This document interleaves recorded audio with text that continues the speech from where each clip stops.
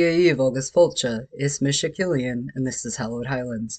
Hello and welcome everybody, my name is Killian, and welcome to my channel. Today I wanted to go over 11 different things that I wish I had known when I was a newbie witch and a newbie pagan. I really love teaching people who are new because I was once new, and when I was new, I didn't have a teacher, I didn't have a group. I pretty much had to read everything I could get my hands on and just kind of pave the way for myself. So I personally know how hard it can be for newbies, and because of that, I really enjoy teaching you guys. I love teaching everybody, no matter what your level is, but I do have a soft spot for people who are new. So anyway, the first thing that I wanted to talk about is that it is okay and it is possible to work without any supplies. So if you don't have, all this money to go out and buy, fancy wands and cauldrons and this and that, it's okay. You can still practice without those things. Your hands can act as a wand. Your hands can even act as an athame. It really comes down to visualization and intent. So it's okay to get started right away if you don't have supplies, and you don't need candles for each of the elements and all that. You just the divine and the multiverse, from my experience, is very understanding, and it's more important that you're just present and that you are really one with what you're doing. So two, this is kind of taking the first one a little further. It's okay to practice with supplies that you have bought from non-metaphysical shops. And a good example of this is the dollar store. A lot of people have come into my classes asking me if it's okay if they use candles or even little meditation gardens or things like that they've bought from the dollar store. And yeah, of course. And Gianna over at Sup Witches, she brought up a really great point, which was you can also use birthday candles. So if you don't have money to buy all these huge pillars, that's fine. Go to your local grocery store and buy some birthday candles. Let's see. The third is that it's okay to substitute supplies with other supplies. It really is the intent that matters. So say that you need devil's claw root for something, and say you don't have it, which I'm out. You can see that I have a bottle in here that actually broke, and it got put in here during my last event because we needed to transport it home so we could throw it away, and I haven't thrown it away yet. But anyway, say you don't have devil's claw root, but say you're using it for protection, then you can look through what other supplies that you have, and you can look for other supplies that are also great for protection. So yeah, like I said, if you don't have a certain thing, it's okay. Just look at what you do have and see if you can substitute something. 4, Wicca is not the only path, nor are all witches Wiccan. This was a huge confusing thing for me in the beginning. I thought Wicca was the only form of paganism, and I thought that if I was going to embark on this pagan journey, I was going to be Wiccan. So like many of us, I started off Wiccan, and I was Wiccan for years. A lot of my education and training was within the realm of Wicca. Like I said, not all witches are Wiccan. You can find witches who are Christian, witches who are pagan, witches who are Buddhist, witches who are Taoist, witches who are even atheist or agnostic. You don't have to have a certain religion or religious beliefs to be a witch. You can have all sorts of different spiritual beliefs and ideas. Let's see. 5, you don't have to work with deities at first or at all. I personally know a few people who don't work with any deities, and that works just fine for them. They work with the multiverse as a whole, and they work with the spirits around them. So anyway, so there's that. And one thing that I really wanted to stress was that it's more important to get to know a deity deeply, read about them, watch videos about them, make sure that you're, pulling from credible sources, and native sources are the best. But educate yourself deeply on whichever deity that you feel called to, that you feel that you want to connect with, and find out, what their favorite things are. Find out, what animals they like or are sacred to them. Are there any herbs that are sacred to them? Day of the week, like for example, Thor, Thursday is his day. So really get to know the deity before you even think about approaching them. And then when you do approach them, please make sure that you are approaching them with like high degrees of respect. Be polite, be courteous. Now, there are deities that will barrel over um, your boundaries and do all sorts of things like Loki. I personally work with Loki, and he's done some things to get my attention before that have been very frustrating. But I mention this because it's very important that you practice and protect your boundaries when working with deities, because some of them aren't as respectful or straightforward as others. And that's okay. It's just how they are. But make sure that you're protecting yourself and that you're putting your foot down if something's uncomfortable. Let's see, the next one that we have is 6. A lot of information is culturally appropriated, watered down, and passed off as native. So this is a huge problem within the pagan community. It has been a huge problem for a long time, and it still is a huge problem. So if you're looking to connect with Irish paganism, for example, then you need to be looking up native Irish pagan sources. Because when you go to authors who are not native, you are getting second-hand, third-hand, or more information from this person that is very well watered down. Things may not be spelled correctly or pronounced correctly. A very good example of this is Samhain. Many people think that it's Samhain, but it's not. It's Samhain, and it is in the Irish language, which is a living language that is used today by many people, myself included. So, in the beginning of my videos, I speak Irish. And it's very important that we respect all living languages. So please, when you are looking to read and to learn, really be careful about what sources you pull from. And if you're not sure, do research on the author. Do research on the publishing company. Become a detective, because it's very important that you're pulling from sources that are actually true. Another example that I wanted to bring up with Irish paganism, or broader Celtic paganism, I've seen this go around Facebook for years, this Celtic zodiac thing, and people get so excited about it, but that actually has no basis. Like it was made up. So please be mindful about what you're learning, what sources you're pulling from. 7, this is kind of an offshoot of the last one. Pronunciation of things like Sabbath names matter. So learn how to properly speak and pronounce foreign words. And like I said, such as Samhain. So again, please respect living languages. Really respect all languages, but especially living languages that are still being used today. If you are going to be practicing Irish paganism, you need to understand how to say these words and what they mean and all of that. 8. White sage and Palo Santo are closed practices for me personally. I did not know this for the longest time. And in fact, I've been using white sage until I want to say it was about a year ago that I stopped using it, because I found out that I'm 99.8% European. I'm as white gets, and I have no connections to these native groups that use white sage and have sacred smudging um,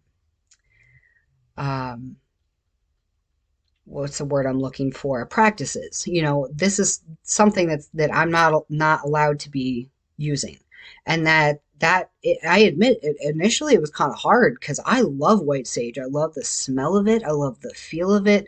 I love the energy of it. I love like I'm an empath, and I also am able to connect with the spirits of things like gemstones and herbs and trees, um, for example. And I've always had such a great relationship with white sage and felt such a closeness to it. So when I found out that it was a closed practice, I was pretty bummed out.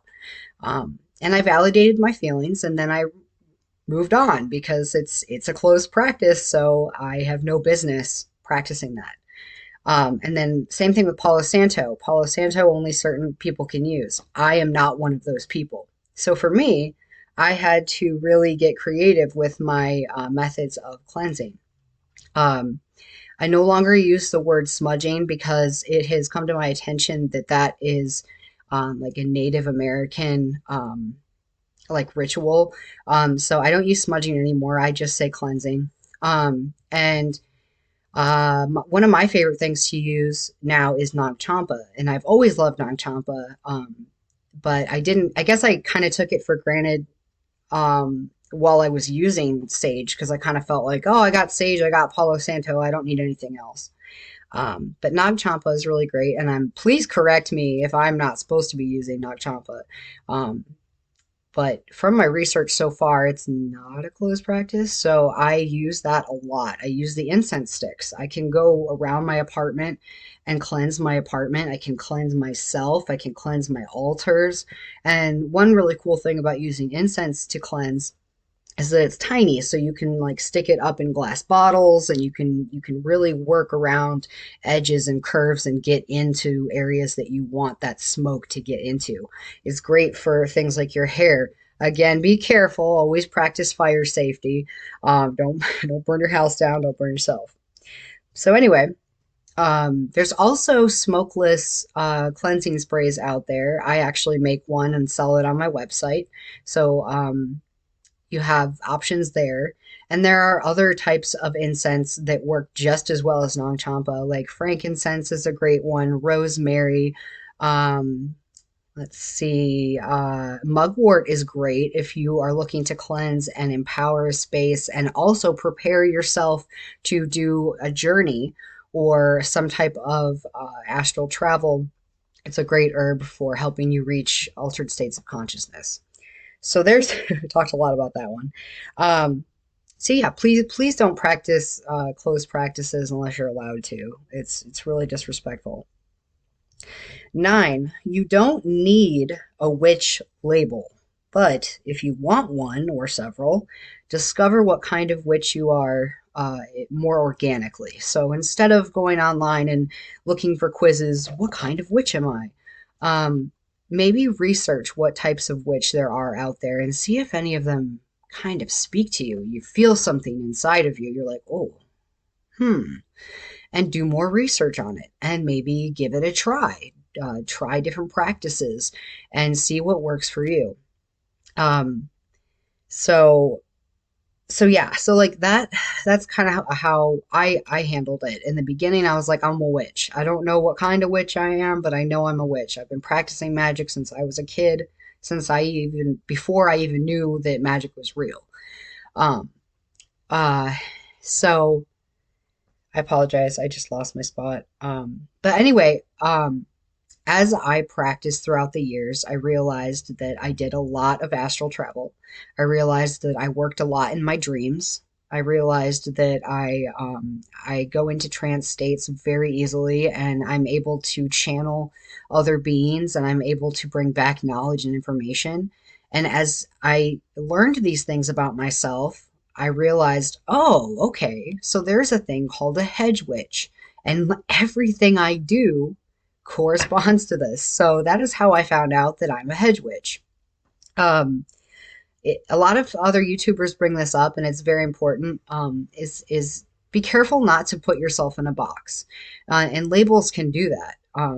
However, at the same time, um, I'm also gay, and I am transgender, and I bring that up because uh, even in the LGBTQ community, um, you know, it takes it takes experimentation. It takes, just wow, my cat totally just jumped up and rattled my computer.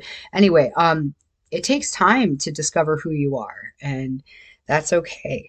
Um, but going back to the labels putting you in boxes, there's a lot of labels within the LGBTQ community as well, and labels can be very empowering, and it can help you really get to know yourself better. However, like I said, it can also kind of put you in a box. So be wise, be careful that you are defining what you are, but you're not saying this is all I am. Be open to growth, be open to new information, be open to new ways of doing things. Shadow, no, no. Shadow, no. Sorry, my cat. All right, so 10. It's okay to be a solitary witch. And conversely, it's okay to be in a coven, and it's okay to do your own work and be in a coven. And in fact, I stress that even if you join a coven, a grove, a kindred, some type of group, please don't ever drop your solitary or your personal practice, because that is the core. That is your core right there. That's your foundation.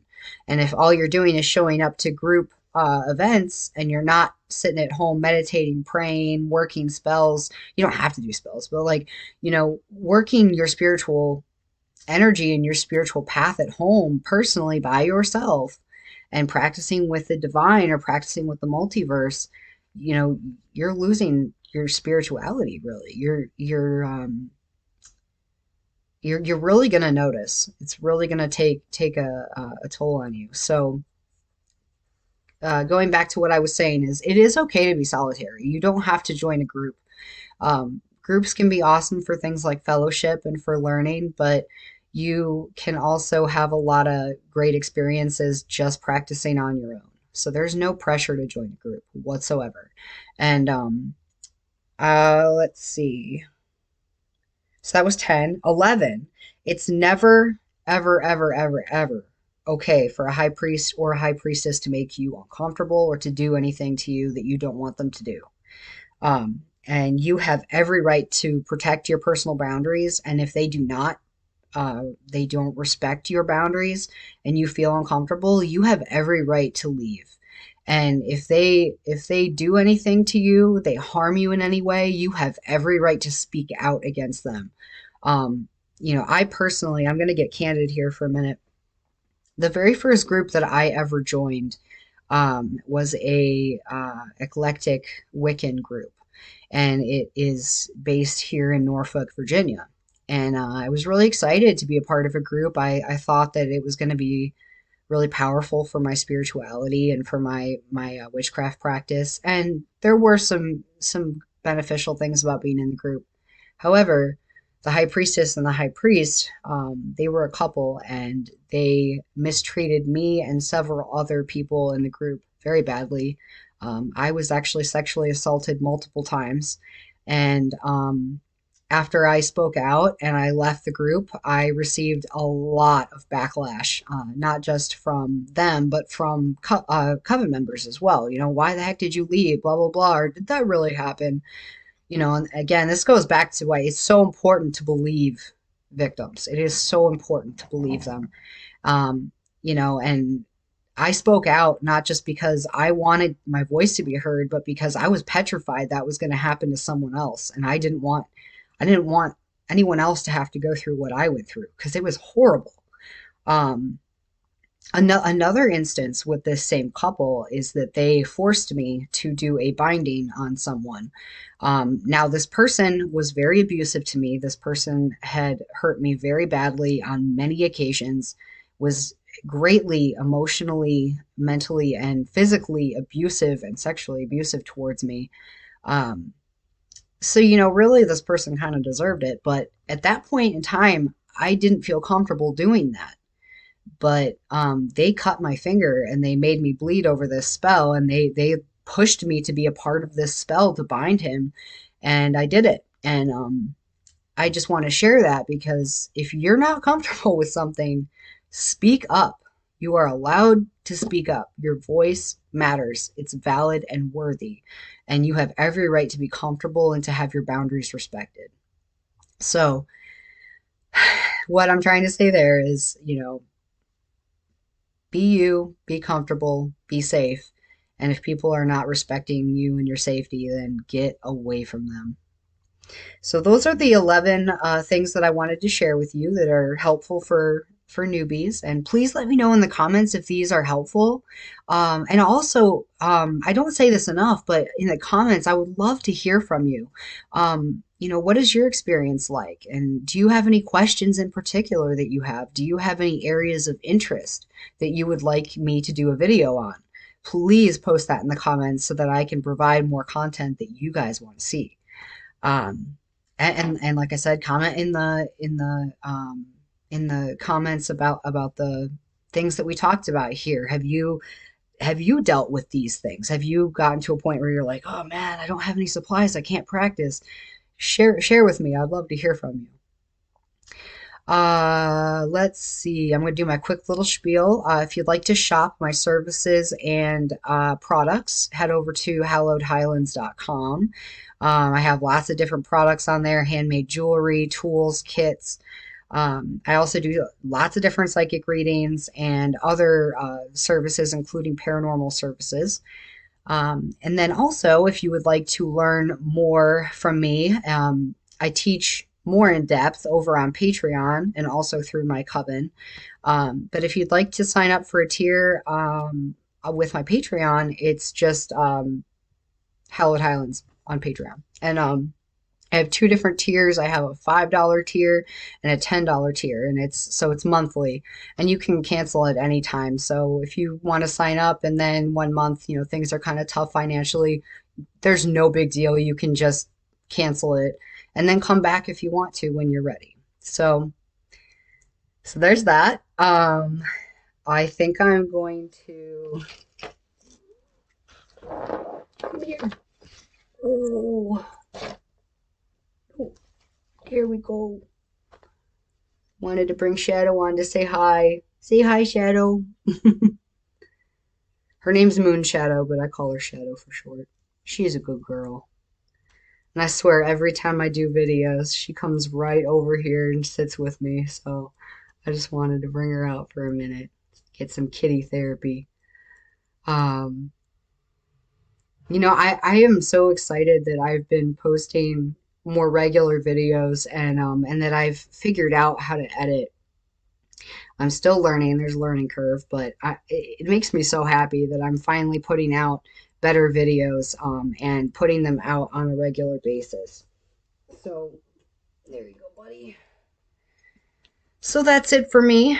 I hope you guys take care, and I'll see you in the next video. And again, don't forget to like this video, subscribe, and share with your friends. Talk to you guys later. Bye.